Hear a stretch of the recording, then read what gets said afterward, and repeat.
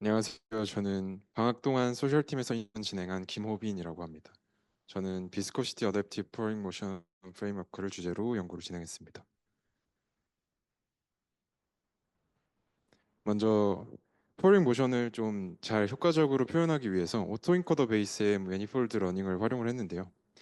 기본적으로 로봇 트래젝토리 데이터 스페이스는 굉장히 고차원인데 이 고차원 데이터를 비교적 저차원의 레이턴트 스페이스에서 효과적으로 표현을 할 수 있는 것이 바로 오토인코더 구조입니다.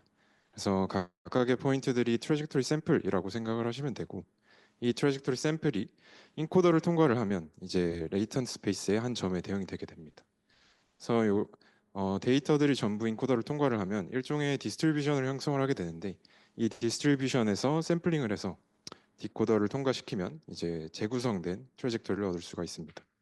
이러한 구조의 장점이라고 하면 이제 형성된 디스트리뷰션에서 샘플링을 하게 되면 기존의 학습 데이터와 비슷하면서도 다양한 모션을 굉장히 빠르게 형성을 할 수 있다는 점이 장점이라고 볼 수가 있습니다. 선행 연구에서는 요 SE3 트래젝토리를 그대로 학습 데이터로 사용을 하지는 않고 이제 이런 파라메트릭 커브를 설계를 해서 SE3 트래젝토리를 가장 잘 설명할 수 있는 그런 파라메트릭 커브의 파라미터를 추출을 한 이후에 학습 인풋으로 사용을 했습니다. 그래서 Q는 로봇 포즈 그리고 타우는 페이지 베리어블이라고 생각하시면 됩니다. 근데 이제 요 구조 자체가 포어링 모션을 효과적으로 설명하기에는 조금 한계가 있다고 생각을 해서 제가 식 구조를 변경을 하였고요.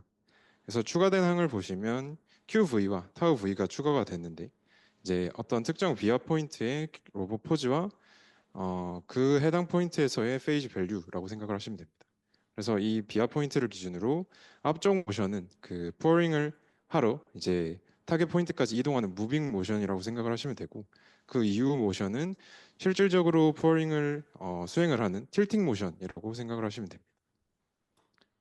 그래서 앞쪽 시계 앞쪽 부분은 이 트래젝토리가 특정 비하 포인트를 반드시 지나도록 강제하는 어떤 그런 항이라고 생각을 하시면 되고 그다음에 뒤쪽 항은 이 전체적인 트래젝토리 형태를 담당하는 결정짓는 항이라고 보시면 됩니다. 이러한 구조의 장점은 원하는 특정 타겟 포인트가 변경이 되었을 때 해당 포인트들을 원하는 값으로 바꿈으로써 변경된 타겟 포인트로 부드러운 궤적을 바로 얻어낼 수 있다는 점이 가장 큰 장점이 될 것 같습니다. 디코더 구조로는 이제 전체적인 트래젝토리의 모션 그 형태를 담당하는 WQ라는 파라미터와 그리고 파이널 포지션 오리엔테이션, 비하 포인트의 포지션 오리엔테이션 그리고 비하 포인트에서의 페이지 밸류 값을 아웃풋으로 받게 됩니다. 인풋 데이터 같은 경우에는 이제 어, 물과 잔탄검 용액을 활용을 하였는데요. 잔탄검 용액의 0.5%와 0.7%는 각각 기름과 이제 꿀 정도의 점도를 가진다고 생각을 하시면 됩니다. 그래서 보시는 것처럼 유미 그리퍼를 활용을 해서 SE3 데이터를 수집을 하였고 이 SE3 데이터는 어, 실제로 물이 나오기 시작하는 보틀의 팁 부분을 기준으로 수집을 하였습니다. 그래서 수집된 SE3 데이터를 가장 잘 표현할 수 있는 커브의 파라미터를 추출한 이후에 학습 인풋으로 활용을 하였습니다. 모델 결과입니다. 레이턴 스페이스 차원을 2차원으로 설정하고 이제 디스트리뷰션을 확인을 했는데 각 유체에 대해서 클러스터링이 잘 되어 있는 모습을 확인을 할 수가 있었고요. 오른쪽 대각선 위로 가는 축은 물을 유체를 따르는 방향 그리고 대각선 아래로 향하는 축은 유체의 비스코시티라고 생각을 하시면 될 것 같습니다.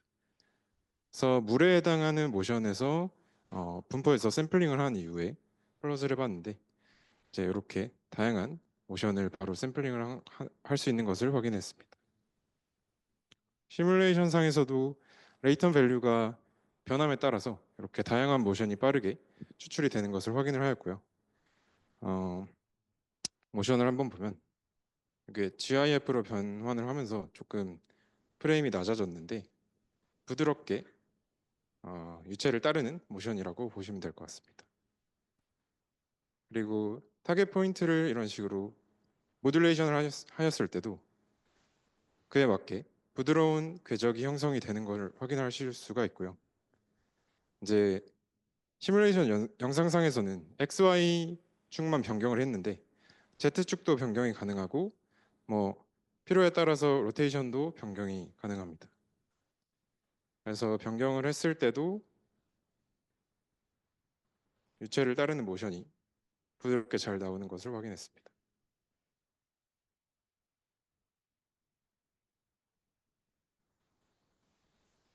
리얼 환경에서도 인퍼런스를 진행을 했는데요. 물에 대한 이제 포어링 모션을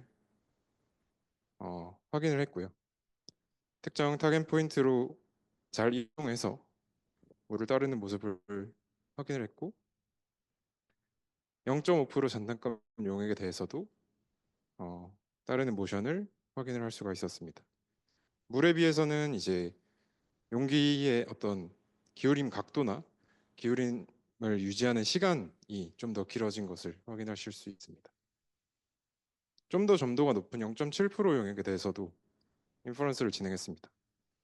앞선 두 유체보다 좀 더 많이 기울이고 유지 시간도 좀 더 길고 한 모션을 잘 추출할 수 있음을 확인했습니다. 퓨처 워크로는 이제 앞서 보여드린 그 레이턴 스페이스 디스트리뷰션에서 각각이 물과 0.5%의 어떤 분포다라고 말씀을 드렸는데 그렇다면 그 두 유체 사이의 어떤 점도를 가진 0.3% 잔탄감 용액에 대해서는 이런 디스트리뷰션이 형성이 되지 않을까라고 추정하고 있습니다. 그래서 해당 디스트리뷰션에서 샘플링을 해서 0.3% 용액에 대한 이밸루에이션을 좀 진행을 해볼 생각이고요. 그다음에 어떤 형상이 다른 어떤 컨테이너에 대해서도 진행을 해볼 예정입니다. 그리고 학습 데이터를 조금 더 다양하고 복잡한 모션에 대한 데이터를 모아서 학습을 진행하고 해당 데이터들을 가장 잘 표현할 수 있는 레이턴 스페이스 디멘션이 어떻게 되는지 PCA나 인트린식 디멘션 에스티메이션을 통해서 확인을 한번 해볼 예정입니다. 이상으로 발표 마치겠습니다. 감사합니다.